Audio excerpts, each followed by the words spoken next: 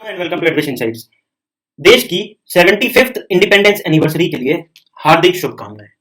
आज हम Indian flag के बारे में बात करेंगे। आजादी के जस्ट बाद एक फॉरेन ग्रुप ऐसा था जो ये मानता था कि इंडिया एज अ कंट्री ज्यादा दिन सरवाइव नहीं कर पाएगा, क्योंकि यहाँ पे हर कोई राजा है, बहुत सारी रियासतें हैं और बहुत सारे अलग अलग प्रकार के लोग हैं। इंडिया एज अ नेशन कभी एग्जिस्ट ही नहीं कर पाएगा और ना कोई कभी इंडिया था, ऐसा उन लोगों का मानना था। बट आज उनके सामने हम दिल खोलकर हंस सकते हैं, क्योंकि हर एक स्टेज पर, हर एक प्लेटफॉर्म पर इंडियंस टक्कर दे रहे हैं और चुनौती दे रहे हैं उन लोगों को। इस 75th एनिवर्सरी पर उन लोगों के मुंह पर तमाचा है। ना सिर्फ हम सर्वाइव कर रहे हैं, बल्कि अलग अलग फील्ड्स में हम इंडियंस झंडे भी गाड़ रहे हैं। बस कुछ चीजों के थोड़ी सी हमें ध्यान रखना है। एक बात बहुत इंपॉर्टेंट करना चाहता हूं मैं पहले ही, कि वो देश बहुत महान बनते हैं जो देश के नागरिक अपने देश के एम्बलेम्स यानी प्रतीकों की इज्जत करते हैं और उन्हें सम्मान बख्शते हैं। आज जो ट्रैफिक लाइट्स पे हम आसानी से 10-15 रुपए का तिरंगा खरीद लेते हैं और 16 अगस्त को वही तिरंगा सड़कों पर पड़ा होता है, उस तिरंगे को एक टाइम पर कैरी करना भी बैन था और उसे कैरी करने वाले लोगों ने गोलियां खाई हैं और जाने गंवाई हैं, छोटे छोटे बच्चों ने भी। तो आई थिंक कि हम सबको ये चीज समझनी चाहिए और इससे हम अपने अंदर एक कॉन्शियस डेवलप कर पाएंगे कि कितना इंपॉर्टेंट है। हम फ्लैग होस्टिंग करेंगे हर जगह, हर घर तिरंगा के अभियान में, लेकिन उसको इज्जत के साथ करेंगे। इसलिए फ्लैग कोड जानना जरूरी है। फ्लैग कोड होता क्या है? फ्लैग कोड बेसिकली वो गाइडलाइंस होती हैं जो कि हमें फॉलो करनी होती हैं जब हम फ्लैग का यूज कहीं भी कर रहे होते हैं। इंडिया में कुछ गाइडलाइंस सेट की गई हैं, उसे ही फ्लैग कोड ऑफ इंडिया बोला गया है और उसे ही हिंदी में झंडा संहिता बोलते हैं। अब ये जो आज का झंडा है, जिसे हमने फॉर्मली 22 जुलाई 1947 को अडॉप्ट किया था, उस ऑफिशियल अडॉप्शन से पहले बहुत सारे अलग अलग प्रकार के झंडे भी आए, उनका प्रॉपर एवोल्यूशन हुआ है। तो शुरुआत कैलकाटा फ्लैग से हुई थी, जो कि पहला अनऑफिशियल फ्लैग माना जाता है। 1906 में सचिंद्र प्रसाद बोस और हेमचंद्र कानूनगो ने डिजाइन किया था। उसके बाद 1907 में कैलकाटा की ही पारसी फैमिली की एक लेडी फ्रीडम फाइटर थी, जिनका नाम था भीखाजी कामा, इन्हें मैडम भीखाजी कामा नाम से भी जाना जाता था। उन्होंने ही वीडी सावरकर और श्यामजी कृष्ण वर्मा के साथ मिलकर जर्मनी के एक टाउन में स्टुटगार्ट नाम से वहां पर यह झंडा फहराया था। आज जिस झंडे को हम देखते हैं और यूज करते हैं, उस झंडे का डिजाइन पिंगली वेंकैया ने दिया था। ये बहुत इंपॉर्टेंट क्वेश्चन है, बार बार पूछा जाता है। इस झंडे का जो इनिशियल ड्राफ्ट था, जब गांधी जी को प्रेजेंट किया था, वो रेड और ग्रीन कलर का था। अब बात आती है एक बहुत ही इंटरेस्टिंग फैक्ट को, जिसे आपको बहुत ही जुडिशियली समझना है अपने कॉन्शियस से, विदाउट एनी जजमेंट। और जजमेंट करिए, बट किसी एक एक्सट्रीम एंड पे मत जाइएगा। तो ऐसा हुआ कि गांधी जी का कहना था कि हमारे तिरंगे में एक छोटा सा मिनिएचर, अगर हम यूनियन जैक यानी अंग्रेजों का झंडा, उसे भी रख लें तो कोई बुराई नहीं है। अब आप इस आर्टिकल को पढ़िए, इसमें लिखा है, the Mahatma Gandhi in a prayer sermon declared he had heard with sorrow that the Union Jack would not appear anywhere on the Indian Dominion flag. फिर कहते हैं वो, he would have welcomed its appearance on the corner of the flag as an, ये बहुत important है, quote unquote, as an act of courtesy towards the people erstwhile enemy। जो हमारे दुश्मन थे, उनको हम अपने झंडे में एक कर्टसी के रूप में रखते हैं। तो ये बात देखो, कॉमन मैन के लिए तो बहुत उसको उसका ईगो हर्ट हो सकता है, उसको बुरा लगेगा कि ऐसा कैसे कह सकते हैं गांधी जी। बट एक इसको थोड़ा सा बड़े लेवल पर अगर आप सोचेंगे, तो ये बात कोई स्पिरिचुअल आदमी ही कह सकता है, जिसके मन में अपने दुश्मनों के अगेंस्ट भी कोई हेट्रेड नहीं है। बट ये मैं आप पे छोड़ता हूँ, ये आप दोनों एंड से जैसे चाहे वैसे जज कर सकते हैं। मेरा काम है आपके सामने एक इंटरेस्टिंग से फैक्ट को प्रेजेंट करना। फिर बात आती है झंडा सत्याग्रह को, कि 8 मार्च 1923 में झंडा सत्याग्रह भी हुआ था। जबलपुर, नागपुर, बिलासपुर, अलग अलग जगहों पे हुआ था और बहुत सक्सेसफुल रहा और बहुत पॉपुलर भी रहा। इस पे भी सिविल डिसोबीडियंस मूवमेंट के दौरान गांधी जी ने कई बार ऐसा हुआ कि उन्होंने इस झंडे को सैल्यूट करने से मना किया। कई बड़े नेताओं ने भी बोला कि, इंडियन नेशनल कांग्रेस के जो नेता थे, उन्होंने भी बोला कि this is not appreciable at all. But फिलहाल हम बात करते हैं फ्लैग कोड ऑफ इंडिया की। फ्लैग कोड का मतलब होता है झंडे को इस्तेमाल करने की वो गाइडलाइंस, वो इंस्ट्रक्शंस, जिससे कि झंडे का गौरव बना रहे। बेसिकली फ्लैग कोड जो है, ये 3 कानून से चलता है, 3 कानून से गवर्न होता है। पहला कानून है एम्बलेम्स एंड नेम्स। एम्बलेम का मैंने मतलब बताया कि प्रतीक होता है। Prevention and improper use act 1950 का, अगर आप इम्प्रॉपर यूज कर रहे हैं तो आपको सजा भी हो सकती है। दूसरा है prevention of insult to national honour act. तीसरा है फ्लैग कोड ऑफ इंडिया 2002। इन्हीं के बारे में हम थोड़ा थोड़ा आज जानकारी लेंगे। ये जो फ्लैग कोड है, ये 3 पार्ट्स में डिविजिबल है। पहला, general description of the flag, की फ्लैग कैसा होगा, क्या रेशियो होगा, क्या हो, कि कैसे कलर्स होंगे, क्या बना होगा उस पे, ये सारी बातें हैं। दूसरा कि जो अलग-अलग ऑर्गेनाइजेशंस हैं, वो कैसे इसको डिस्प्ले कर सकते हैं, क्या पावर्स हैं उनके हाथ में। तीसरा, सेंट्रल और स्टेट गवर्नमेंट के जो पावर्स हैं, उनको जो इंस्ट्रक्शंस हैं कि आप कैसे यूज़ कर सकते हैं, उसके बारे में दिया हुआ है। तो पार्ट 1 की बात पहले करते हैं।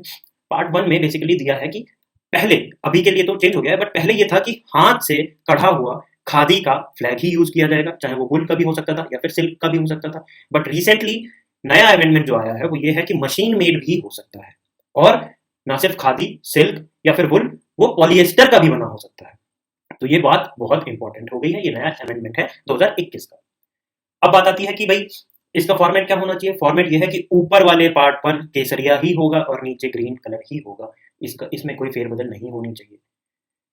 और तीसरी बात कि जैसा सबको पता है कि हमारे जो फ्लैग का जो शेप है वो रेक्टेंगुलर है, ठीक है, रेक्टेंगुलर होना कोई इशू नहीं है, लेकिन इसका जो रेशियो है वो 3:2 ही होना चाहिए। इस पे कोई चेंजेस नहीं हो सकते। साइजेस अलग अलग हो सकते हैं, साइज में आप देख सकते हैं कि फ्लैग साइज नंबर दिए हुए हैं, डायमेंशन दिए हुए हैं, ये अलग अलग साइजेस हो सकते हैं, बट इसका जो रेशियो है वो सेम ही रहेगा। इस पे भी कई बार हुआ कि नेहरू जी ने ये बोला था कि इसका शेप भी अलग होना चाहिए, इस पे भी कई डिबेट्स हुई थी। फिर आते हैं पार्ट 2 के बारे में।